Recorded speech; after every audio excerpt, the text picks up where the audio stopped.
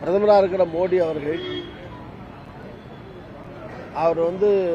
அவர் இருக்கிற வகிக்கிற பொறுப்பு பிஜேபியை சார்ந்தவராக இருக்கலாம்.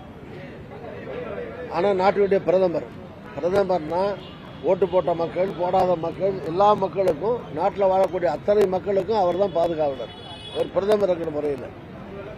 ஆனால் ஒரு பிரதமரே மக்களிடத்தில் பிரிவினை உண்டாக்குற விதத்தில் மத ரீதியான பிரச்சாரமாக தேர்தல் பிரச்சாரத்தை மோடி மாற்றுவது தவறு, கண்டனத்துக்குரியது, தவறு. அது அவர் பிரதமர் மாதிரி பேசி ஓட்டு கேட்கணுமே தவிர அந்த ஸ்தானத்திலேருந்து கீழே இறங்கி அவர் தன்னையே தாழ்த்தி கொண்டு இப்போ நாளாக முன்னிலையெல்லாம் வளர்ச்சி, நாட்டில் இருக்கிற பணிகள், இதை பற்றியெல்லாம் பேசினார்.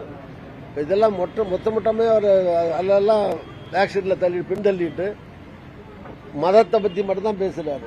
அதுவும் குறிப்பாக இஸ்லாமிய மதத்தை பற்றி மட்டும்தான் பேசிட்டு இருக்காரு, கண்டிச்சுட்டு இருக்காரு, பேசிட்டு இருக்காரு.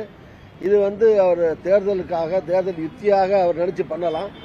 ஆனால் இதை நடுநிலையான மக்கள் கூட இதை ஏற்க மாட்டார்கள். இது முற்றிலும் தவறானது, கண்டனத்துக்குரியது. மோடி ஒரு பிரதமர் முறையில் அவர் பேசுகிற பேச்சு ஹிட்டிங் பிலோ த பெல்ட்பாங்க, அது மாதிரி ரொம்ப ஒரு கீழே என்ன கேட்டீங்கன்னா ஒரு தரம் தாழ்ந்த பேச்சு. ஒரு பிரதமருடைய பேச்சுங்கிறது பிரதமர் ஸ்தானத்திலிருந்து அப்படி பேசக்கூடாதுங்கிறது என்னுடைய கருத்து. அரசியல்வாதி பல வெற்றி தோல்வியெல்லாம் பார்த்துருக்கீங்க, ஒரு கிட்டத்தட்ட ஒரு 50 வருஷம் அரசியல் இருக்கீங்க. இப்போ இந்த நாடாளுமன்ற தேர்தலில் போட்டியிடக்கூடிய நடத்த முடியலன்னு சொல்லியிருக்கீங்க. இந்த சூழலை யாரும் உருவாக்கிட்டாங்கன்னு நினைக்கிறீங்களா? இது கடந்து போகணும், அது ஒன்றும் இல்லை, இதை உருவாக்கிட்டாங்கன்னு இல்லை. நான் திருச்சி, புதுக்கோட்டை உள்ளிட்ட இந்த பாராளுமன்றத்தில் ஏறக்குறைய 4,60,000 வாக்குகள் கூடுதலாக மக்கள் தந்து இந்த தொகுதியில் வெற்றி பெற செய்தார்கள். திருச்சி தொகுதியில்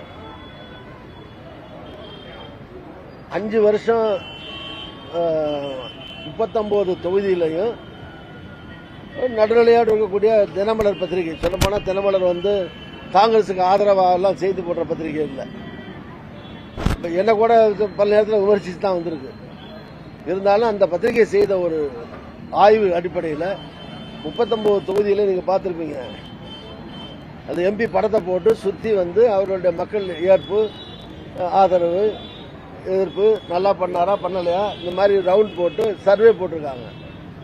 அந்த 39லையும் 60% மேல மக்கள் ஆதரவு உள்ள, விரும்பக்கூடிய, சிறப்பாக செயல்பட்டார்னு சொன்ன எம்பியாக என்னை அந்த சர்வே 39 பேர்லையும் ஃபர்ஸ்ட்னா, அதுக்கடுத்து 1-2 பேர் இப்படி தான் அந்த சர்வே போடப்பட்டிருக்கிறது.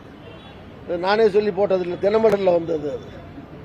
ஓகே, இது எது சொல்றேன்னா, அதுக்காக மற்றவர்களும் எல்லாருமே ஒரு சதவீதம் கூடுதல் குறைச்சல் இல்லை, எல்லா எம்பிக்களுமே சிறப்பாக வேலை பார்த்துருக்காங்க. அவங்க பண்ண சர்வேயில் அவங்க என்னென்ன ஐட்டத்தை எடுத்து விசாரிச்சாங்களோ அந்த விசாரிச்சதுல மக்கள் திருப்தி, சந்தோஷம்னு சொன்னதுல எனக்கு முதலிடம் கொடுத்து போட்டிருக்காங்கிறது எனக்கு மகிழ்ச்சி.